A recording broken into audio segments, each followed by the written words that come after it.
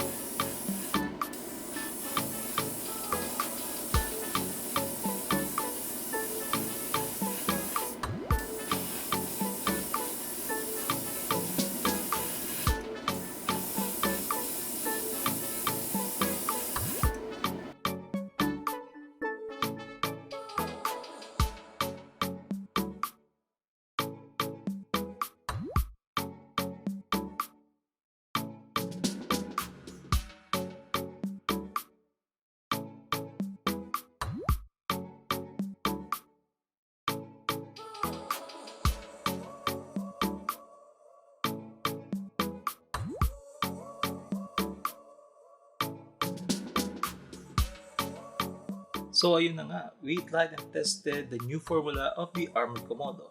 As you saw on the video, we set our PSI around 25 as recommended on their bottle, around 20 to 25 PSI, and then we just sprayed it on the parts or on the spoons. And we didn't care on the finish. We just want to prove kung totoo ba yung sinasabi nila na more pigment itong bagong formula? At ang sagot is yes, 100% mas madaming pigment itong bagong formula ng Arkom. Nakita nyo, inubos lang natin yung paint doon sa cup. And some colors would take much more layers, more coating, gaya ng sa yellow. But technically, in new formula, have lesser process or much less na layer or coating ang kailangan para ma-cover yung mismong part. Another thing that we did is that we don't let the first layer or the base layer to cure or to dry. Spray lang natin, hinayaan din natin siyang mag-overspray just to see kung same ba yung curing process niya doon sa previous formula. And if you've been using the previous formula of the Armored Komodo, you should know that it has a retarder. So ano ba ang retarder? A retarder is a chemical that you mix with the paint to prolong or para mapahaba yung drying or curing process niya. So what will happen is that during the curing process, magiging smooth yung finish niya. Pero kapag nag-overspray ka, ito ang possible na mangyari. As you can see here, mayroong darker parts yun sa gilid. And that is the cause of the longer drying process at yung pigment or yung paint mismo nag-pull down na sa gilid, which is different on the new formula. So same lang ang ginawa natin, inubos natin yung paint, wala tayong hinintay para mag-cure muna o matuyo muna yung first layer. Inubos lang natin, overspray tayo, pero as you can see, walang pooling na nangyari, which is good, to be honest. So para sa mga modelers na yung tipong tomorrow ang deadline, mamayang gabi magpipintura, para sa inyo to. Kasi hindi nyo na kailangan magtagal na maghintay ng matagal na matutuyo yung first layer bago magkukot ulit. So rekta na. Pero hindi ko na-advise yun na. It's not advisable. Pero yun ang difference na nakita ko during sa testing na ginawa natin. We try to mimic or replicate kung ano yung mga possible mistakes using or during painting process para alam nyo na ano yung difference ng old formula, bakit nagkakapuling, at the same time, paano pag nagawa mo ulit or ginawa mo ulit doon sa new formula. Another thing that we notice is that yung colors niya, despite na same name, iba na yung color. So sa red, this is the value red for the previous formula, and this is the new value red for the new formula of the lacquer base of Armored Komodo. So more pigment, mas opaque siya, much brighter siya, and same thing goes with the blue na nakita nyo kanina. So iba yung use or yung tones na ginagamit na nila ngayon doon sa new formula. And then sa yellow, ganun din. This is the cyber yellow, and this is the new cyber yellow of Armored Komodo. So this is something that you should take note of, especially if you're going to buy another set of paints and you were expecting certain colors to remain the same. It's much better na verify nyo muna sa Armored Komodo kung ano yung equivalent colors niya doon sa previous line, or kung may bang closer color doon sa previous line na ginagamit nyo, if you still want to retain or still use the same colors before. Another thing that we notice is that most of the previous formula of Armored Komodo dries flat or matte. So kahit anong color na meron ako dito, I haven't checked all the other basic colors of Armored Komodo, pero yung mga nandito sa akin, lahat flat siya. While the new formula is either satin, ito mga satin siya, more on closer to gloss pero hindi siya fully gloss. Unlike doon sa black, nag-glossy talaga. So inulit-uli siya, isang may primer, isang wala, and gloss talaga siya kapag natuyo. Unlike dun sa iba na medyo satin or satin ang finish. But definitely, it doesn't dry flat like the previous line. So another thing that you should take note of if you're going to buy the new formula of Armored Komodo. Now we saw the benefits of the new formula of the Armored Komodo lacquer-based paints in terms of coverage. The pooling didn't happen during the curing, and also the colors are much more brighter and much more opaque. But what are the cons of using a high pigmented paint? And one of it is orange peel. So ano ba ang orange peel? Orange peel is basically there's too much paint during the atomization process, wherein the thinner evaporated faster before it was able to break down the paint and landed on the surface. So minsan mapapansin nyo na pag spray nyo, para ang kapal pa nung paint na tuldok-tuldok siya, very visible yung dots niya. And once it dries or you continue spraying it at natuyo na yung paint, nag-cure na siya, hindi siya smooth. So medyo rough siya, may mga bumps siya, and that is orange peel.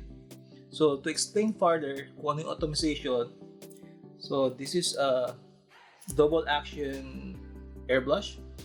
So first action, pag push mo, yung air lalabas. Then pag pull back mo, yung paint dito pupunta dito sa nozzle. So yung needle aatras, pupunta yung paint dito sa nozzle. Then yung paint tsaka yung hangin magna-mix. So yun yung atomization process.